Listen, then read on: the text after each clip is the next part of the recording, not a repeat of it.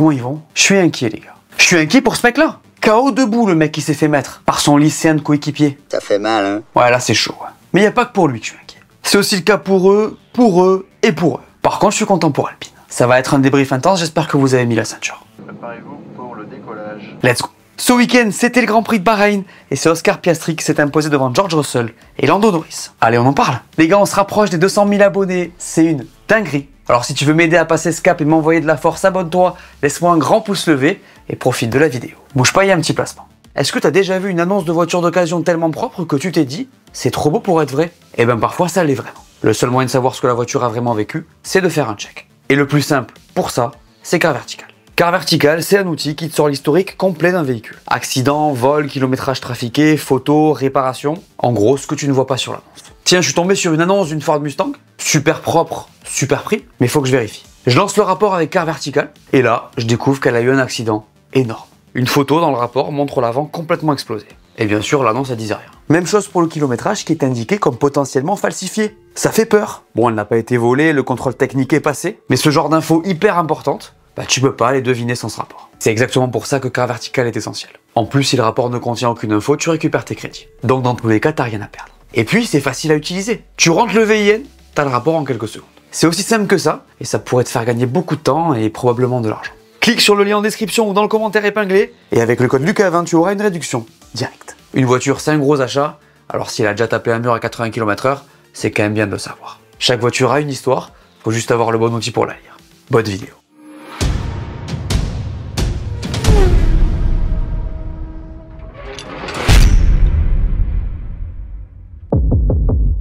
Ma note pour ce Grand Prix de Bahreïn, c'est 3 sur 5. Il y a eu une partie un peu rompue sur le début de cette course, mais on a quand même eu de quoi se mettre sous la dent. Des qualifs haletantes, 4 voitures différentes aux 4 premières places, les gars, ça vaut de l'or. Des dépassements, des stratégies, c'était, disons, agréable. Pas transcendant, sympathique. À aucun moment j'ai sauté au plafond, mais c'était un dimanche après-midi plutôt cool. Donc je mets 3 sur 5. Je sais que c'est un sujet qui divise sur ce GP, dites-moi combien vous mettez en commentaire. Le classement de ce Grand Prix. Oscar Piastri vainqueur devant Russell et Norris, Charles Leclerc est P4, Lewis Hamilton P5, Max Verstappen est 6ème, Gasly P7, Ocon P8, Yuki est P9 et c'est Oliver Berman qui ferme ce top 10.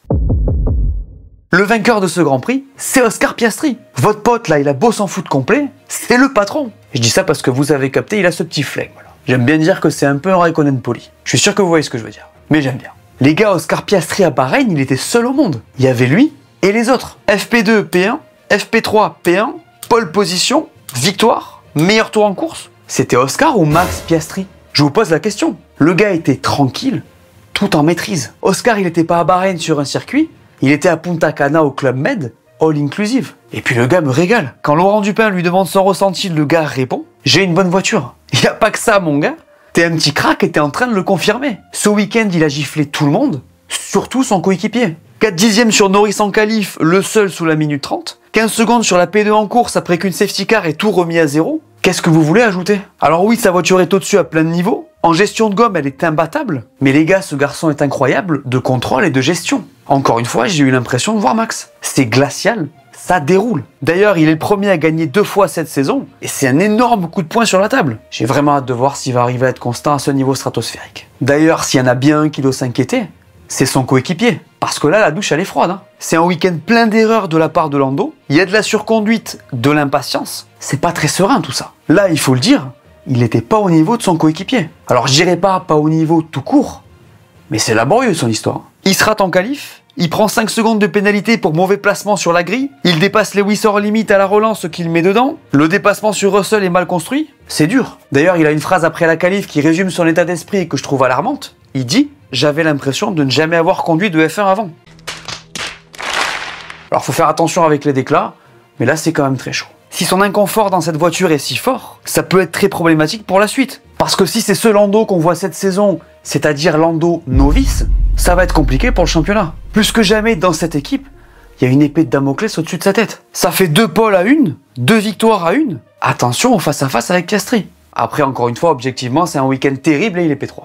On a vu pire de sa part. Et puis il reste très bien au championnat, on en parle en fin de vidéo. Bref, c'est la première victoire de l'histoire de McLaren à Bahreïn, et le patron de l'équipe ce week-end, il s'appelait Oscar Piastri. On reparle de ces deux lascars dans la question du jour. Le premier top de ce débrief, c'est Mercedes. Ils sont là chaque semaine, vous êtes habitués. Après, c'est un petit top. Vous allez capter. Bon, je peux pas ne pas mettre en avant l'un des monstres de ce début de saison, les gars. Vous trouvez pas que George Russell, il est à un autre niveau, sérieux? Alors, je suis pas tant étonné, mais le mec est monstrueux. Sur ce Grand Prix, encore une fois, il surnage. Et même les déboires de son équipe ne l'empêchent pas d'être énorme. En qualif, il est P2 à moins de 2 dixièmes de Piastri. Il prend une pénalité d'1 place à cause de son équipe qu'il fait sortir trop tôt après le drapeau rouge. Dimanche, il a des soucis de frein, de dashboard, de DRS. Et il fait quand même P2 en résistant à Norris comme un boss. C'est quand même incroyable une telle solidité. On parle de mecs qui maximisent. Là, vous en avez un. C'est quoi ce dernier relais de martien qui nous fait sur les softs, là? 24 tours, les gars? Qu'est-ce que c'est que ce délire? Et de la dégradation, contrairement à ce qu'on a cru voir, il y en avait. Donc encore une fois, chapeau bas, parce qu'il a été très fort. De l'autre côté du garage, c'était plus compliqué, même si c'est pas vraiment la faute d'Antonelli si ça a capoté. Il se qualifie P4, prend lui aussi une pénalité à cause de l'équipe, la même que Russell, et en course se retrouve à faire 2 arrêts en 3 tours au moment de la safety car. Il fait tendre, et il y a moyen de penser qu'il aurait dû rester en piste, un peu comme Max l'a fait. Quand tu vois ce qu'a fait Russell, ça fait cogiter. Après, peut-être qu'il avait déjà trop tapé dans ses pneus et que l'équipe était obligée. Ça restera un Grand Prix plein d'apprentissage pour lui, je pense. En tout cas, c'est positif pour Marco puisqu'il était important d'en savoir plus sur leur dégradation en conditions chaudes. Ça a l'air d'aller mieux et c'est une très bonne nouvelle. Pour finir, vous avez peut-être vu que Russell risquait une pénalité à cause de son DRS. Eh ben, il l'a échappé belle. Il avait ouvert son DRS dans une zone où il n'était pas autorisé. C'était un peu l'épée de Damoclès au-dessus de sa tête sur cette fin de GP. Au final, la FIA a entendu Mercedes et il n'y a pas eu de sanction. Pour rentrer un peu dans le détail, il y a eu un souci sur la voiture au niveau de l'électronique.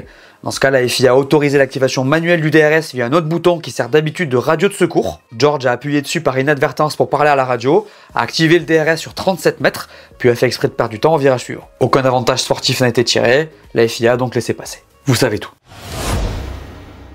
Nouveau top de ce débrief, Ferrari. Bon, P4 et P5, c'est pas la grande joie non plus. Mais ça va. Alors c'était prévu en soi puisque Bahreïn est un circuit où les équipes ont plus de repères, mais faut le souligner parce qu'ils avaient apporté une amélioration. Un nouveau plancher, on l'avait dit dans la preview. Et c'est important parce que c'est une pièce significative. Et la bonne nouvelle les gars, c'est que ça marche. Alors ça fait pas d'eux les meilleurs du plateau, mais de ce que j'ai compris perso, ils ont progressé. Charles a réussi à la mettre P3 en qualif, même si apparemment il a plus que maximisé le résultat. Ou alors les autres ne l'ont pas fait peut-être aussi. Lando, je te regarde. La strat a été audacieuse, les seuls à partir en médium au départ. Pas fait exprès apparemment, puisqu'ils ont dit qu'ils n'auraient pas pu mettre les softs au début. D'ailleurs, ils les ont pas mis du tout. Et puis effectivement, faut le dire, c'est la safety car qui les met un peu dedans. Après, au-delà de la stratégie, clairement la voiture n'avait pas le rythme escompté. Les pilotes font le job et maximisent, mais c'est pas non plus la folie quoi. Après les gars, c'est clairement un top. Ce week-end derrière McLaren, c'est eux qui scorent le plus de points. C'est important de le souligner parce que de loin comme ça, on s'en rend peut-être pas compte. En vrai, il leur manque que 2-3 dixièmes max, ça peut se trouver. Donc je pense qu'il faut pas encore les mettre hors du coup. Après, ça va dépendre du développement. Pour parler de Lewis un peu, faut dire qu'il a quand même un gros souci en qualif. P9, ça pique vraiment. Il s'est excusé platement. La voiture est bien meilleure que ce que j'arrive à faire avec. C'est sa déclat, c'est honnête. Il est toujours dans sa courbe d'apprentissage les gars, rien d'anormal selon moi. Juste derrière Charles, c'est sa place pour moi en ce début de saison. Bref, à Bahreïn, Ferrari était dans le match avec tout le monde, sauf McLaren. Il s'est passé un truc assez fou à Bahreïn, les gars. C'est qu'Alpine a marqué des points. Mais non! Je vous jure. Et c'est limite hallucinant quand tu sais d'où ils viennent. P5 en qualif, P7 à l'arrivée, doublé sur la ligne par Verstappen pour Pierre. C'est vraiment incroyable. Je vous jure que j'ai eu des flashbacks de l'an dernier quand ils nous sortaient des P3 sur la grille. Et puis franchement, ça a pas chômé de leur côté. Le week-end a été bien construit. La voiture a été vite le samedi, a eu du rythme le dimanche. La stratégie a été bonne. Les pit stops se sont bien passés. On les a même vus faire un double arrêt. Qu'est-ce qui s'est passé, les gars? C'est ce genre de week-end qu'on a envie de voir à chaque fois. D'ailleurs, ce résultat est inédit en 2025, puisqu'il marque des points.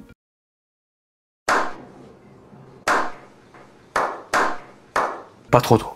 Alors vous vous demandez peut-être, comment ont-ils sorti ce résultat? Alors je pense qu'on sait pas tout déjà. Ça faut le noter. On comprend pas encore complètement cette voiture, mais je pense quand même qu'on savait que ça allait marcher vu ce que cette A525 avait montré aux essais de pré-saison. On disait qu'elle était la meilleure des autres, rappelez-vous. En tout cas, elle est bien née, et je pense qu'on peut avoir un espoir que ça fonctionne de temps en temps cette saison. Rappelez-vous de leur progression l'an dernier, sachant que la 524 était la dernière voiture du plateau à Bahreïn. Si ça peut vous rassurer, en 2024, les Alpines, elles sont 19 et 20 sur ce tracé. Je vous laisse méditer là-dessus. Il vous a plu leur GP? Dans les tops de ce débrief, il y a As. Vous voulez des chiffres? 14 et 20 sur la grille, 8 et 10 à l'arrivée. C'est dingue! Là ouais. Et puis qu'est-ce que ça partait mal cette histoire? Berman dernier en qualif, Esteban dans le mur en Q2 avec des réparations à faire le plus vite possible. C'était mal barré les gars. Mais encore une fois, ils ont réussi à se remettre sur la voie des points. D'ailleurs cette équipe As, elle est vraiment forte quand il s'agit de l'exécution. Ils font le coup quand même assez souvent, c'est très fort. Esteban, ils le mettent dans les meilleures conditions avec une stratégie agressive pour aller undercutter devant. Il avait fait un super départ aussi. Et les gars, ils terminent à 8 secondes de Pierre qui partait P4. C'est vraiment impressionnant. Encore une fois, ça maximise à mort chez eux et ça permet de marquer de très gros points au constructeur. Vous allez halluciner quand vous allez voir le classement en fin de vidéo. D'ailleurs, côté Berman, c'est encore un bon résultat, faut le dire aussi. Il est aidé par la safety car, mais il fait un début de saison très solide. Ils comprennent pas encore complètement la voiture, ce qui explique le résultat du Japon par exemple. Mais bon, c'est en bonne voie et honnêtement, il m'impressionne. Le premier flop de ce débrief, et c'est un gros flop, c'est Red Bull. Rien ne va plus les gars. J'ai pas mal de choses à dire les concernant. D'abord, vous l'avez vu, Max a eu beaucoup de soucis avec les freins sur sa voiture. À ce niveau-là, c'était cata. On a vu qu'il était en délicatesse puisqu'il faisait des erreurs qu'on ne le voit jamais faire. Alors ils sont en galère avec ça depuis le début de saison, mais là c'était quand même très marqué. Donc d'abord, il y a ça. Pas évident pour commencer. Ensuite, la voiture était tout simplement la 5e du plateau. Sur les pneus, c'était pas évident. Il a eu beaucoup de problèmes à trouver du rythme sur les hards. Il s'est passé par Antonelli sur le deuxième stint, c'était assez fou à voir. Et puis en vrai, rien n'allait. Chez Red Bull ce week-end, c'était la bérésina. Mauvais départ, pas de rythme, et les pit stops les gars. C'est la catastrophe. Qu'est-ce que c'est que ce problème de lumière qui passe pas au vert là? C'est lunaire. 4 secondes 7 pour Max, 4 secondes 2 pour Yuki sur le premier arrêt avec une place de perdu chacun. Plus de 6 secondes de perdu sur le deuxième avec ce problème à l'avant droit. On est sur leurs pires arrêts de la saison. Max, il était dépité dans sa voiture, et ça se comprend. Attends, le mec était content d'être P6, c'est vous dire l'étendue du problème. On savait que cette voiture était loin de la McLaren niveau gestion pneumatique. Mais à ce point-là, après ce qui s'est passé à Suzuka, peut-être pas quand même. Ça surchauffait comme jamais. Les gars, à Bahreïn, Red Bull était le dernier des top teams sur un circuit où tout le monde a des références. C'est peut-être le moment de tirer la sonnette d'alarme. Alors évidemment, ils le savent, mais tout ça ne sent pas très bon. J'en connais un qui pourrait prendre le large. Max, dans ses déclats, il est assez fataliste. C'est pas vraiment une bonne nouvelle pour la suite. Il s'en sort toujours et c'est encore le cas ce week-end, mais là ça commence à devenir chaud pour eux aussi. Pour parler de Yuki aussi, il était un peu plus proche de Max à Bahreïn et faut le souligner, fait sa première Q3 et ses premiers points. C'était pas non plus sa meilleure course en carrière, il y a eu des maladresses, mais ça score et c'est ce qu'on lui demande de faire. Bref, rien ne va plus chez Red Bull. C'était pas le meilleur week-end de V-Carb, loin de là j'ai envie de vous dire. La voiture a été en difficulté tout le week-end à cause de la traction que demande ce circuit pour performer. L'équipe a eu beaucoup de mal globalement. P14 et P17, c'est à oublier. Après, Laurent Mekies avait prévenu. Il avait dit qu'il fallait les oublier ce week-end sur ce circuit. Je vous rappelle qu'ils avaient eu pas mal de galères déjà en test de pré-saison. Pour parler des pilotes, côté Isaac, rien n'a été dans son sens ce week-end, à part sa qualif en gros. Et oui, sa stratégie, elle n'a pas été compromise une, mais 2 fois. D'abord au départ où il a perdu beaucoup de positions. Donc on l'a arrêté au 7e tour pour compenser et tenter quelque chose de différent. Mais derrière, c'est la safety car qui est venue tout gâcher. Voilà. Bon, par contre, en dehors de ça, c'est propre si on compare à son coéquipier notamment, qui prend 15 secondes de pénalité pour avoir joué aux auto-tamponneuses. Il était sorti en Q1 à cause d'un souci de DRS. C'était pas son week-end non plus. Bref, pas évident pour V-Carb. Ça vous rappelle quelque chose, Aston Martin? Une équipe de F1, un truc vert là? À Bahreïn, je sais pas où ils étaient. 13 et 19 samedi, 16 et 18 dimanche. Les gars, c'est plus Aston Martin là. C'est Aston Villa. C'est pas possible. La voiture, elle avait pas de rythme. La safety car a aussi mis Alonso dedans. C'est d'une tristesse de leur côté. Heureusement que 2026 arrive. Parce que des solutions sur cette saison-là avec cette voiture-là, j'ai l'impression qu'il n'y en a pas. Tout le monde tire la tronche, les pilotes ne prennent aucun plaisir. On a l'impression qu'ils attendent l'an prochain. D'ailleurs, je serais pas étonné qu'Aston soit la première écurie à nous dire que 2025 est dans le rétro et qu'ils se concentrent sur la suite. Et en vrai, je leur en voudrais pas. Honnêtement, il y a très peu de choses à dire sur eux. Ils s'y attendaient sur ce circuit, ils ont une perf très limitée avec cette voiture pour le moment. Et surtout, Fernando n'a toujours pas marqué de points. Ça pique un peu, mais je me suis habitué. Autre flop de ce débrief, Williams. Un week-end où ça devait jouer les points, mais où des petites choses ont fait que ça n'a pas fonctionné. Alex Albon sort en Q1, mais se fait avoir par une bourde de la FIA qui aurait dû supprimer le temps d'Hülkenberg plus tôt. Donc il devait être en Q2, mais il était trop tard pour y prendre part en gros. Bravo les gars. Sainz lui a trouvé quelque chose sur la voiture le samedi, mais ça a été compliqué dimanche avec une forte dégradation sur la voiture, une pénalité de 10 secondes et un sidepod éclaté par un accrochage avec Yuki. Ça fait 0 points pour eux, et faut le souligner parce que ça met fin à leur super série de ce début de saison. Après en vrai, le rythme était assez bon et ils font partie des victimes de la safety car. Albon notamment. Donc il va y avoir pas mal d'apprentissage, et je pense pas qu'on puisse parler d'un coup d'arrêt. Notez bien que la pénalité 3 places sur la grille de Jeddah infligée à Carlos initialement a été retirée. Williams a bien respecté les 10 secondes de pénalité lors de son arrêt au stand, contrairement à ce que la FIA avait initialement noté. De leur côté, il va falloir se remettre sur pied aussi la semaine prochaine. Bref, Williams à Bahreïn, c'est 0 pointé. La semaine dernière, je vous avais demandé si pour vous, McLaren aurait dû échanger les positions, et vous avez répondu. Toi, ML7137, tu nous dis, oui, ils auraient dû. Il n'y avait aucun risque à le faire et rendre la place à la fin, Leclerc était trop loin. Zach Brown disait qu'on entrait dans l'ère Norris et on sait pourquoi. Ils diront qu'ils ne favorisent aucun des pilotes, mais ils le font. Jean-Michel, c'est quoi la cote d'Oscar Piastri champion du monde? Pour toi, favoriser un pilote, c'est ne pas lui demander d'en laisser passer un autre? Ou favoriser un pilote, c'est demander à celui qui est devant de laisser passer celui qui est derrière sans le doubler? Je te laisse réfléchir à ça. Il en dit quoi, Mathieu? McLaren aurait dû swapper, mais d'une, c'est trop tôt dans la saison pour favoriser un des deux pilotes, et de deux, je ne suis pas certain que ça aurait permis à Piastri d'aller chercher Max. Par contre, la stratégie d'équipe aurait dû être plus agressive, et je ne peux pas m'empêcher de penser qu'un duo fort, c'est tout bon pour le championnat constructeur, mais beaucoup moins pour le championnat pilote. On est bien d'accord, mais sans duo fort, on se ferait peut-être quand même un peu... On va pas se mentir. Ceci m'amène vers la question du jour. Et messieurs, dames, je vous le rappelle, à la fin de l'année, je ferai un tirage au sort parmi les commentaires sélectionnés pour un gros cadeau. Donc ceux qui passeront à l'écran auront une chance sur 50 de gagner. À vos claviers. La question du jour est donc la suivante. Selon vous, Oscar Piastri est-il meilleur que Lando Norris? Comme d'habitude, je sélectionne 2 commentaires et on en parle au prochain débrief. Jetons maintenant un œil au championnat. Chez les pilotes, Lando est toujours leader, 3 petits points devant Oscar. Max et P3 6 points devant Russell. Et Esteban Ocon conforte sa place dans le top 10. Côté constructeur, McLaren a 58 points d'avance sur Mercedes qui s'éloigne de Red Bull. Ferrari est toujours P4 devant maintenant As. Et Alpine n'est plus dernière de ce classement. La suite, c'est dès ce week-end et c'est en Arabie Saoudite. La F1 sera à Jeddah pour l'un des week-ends les plus ouf de la saison. Vous le savez, le circuit est hyper impressionnant. On devrait y voir une course palpitante. La lutte va continuer entre les pilotes McLaren. Il y a vraiment moyen de se régaler. On se voit pour la preview. Comme d'habitude les gars, je vous renvoie vers une de mes vidéos qui devrait vous plaire. Et aujourd'hui, je vous recommande ce podcast avec Jean-Michel Tibi qui est caméraman de F1. Il est en Formule 1 depuis une éternité, c'est une légende, il a tout vu. Vous allez voir, l'épisode vaut le détour. Vous m'en direz des nouvelles. Voilà, merci à tous de m'avoir écouté, j'espère que cette vidéo vous a plu, laissez-moi un pouce bleu, dites-moi en commentaire ce que vous avez pensé de ce Grand Prix. N'oubliez pas la question du jour et d'aller voir mes dernières vidéos que vous n'auriez pas vues, dites-moi tout, et on s'abonne. Allez, ciao!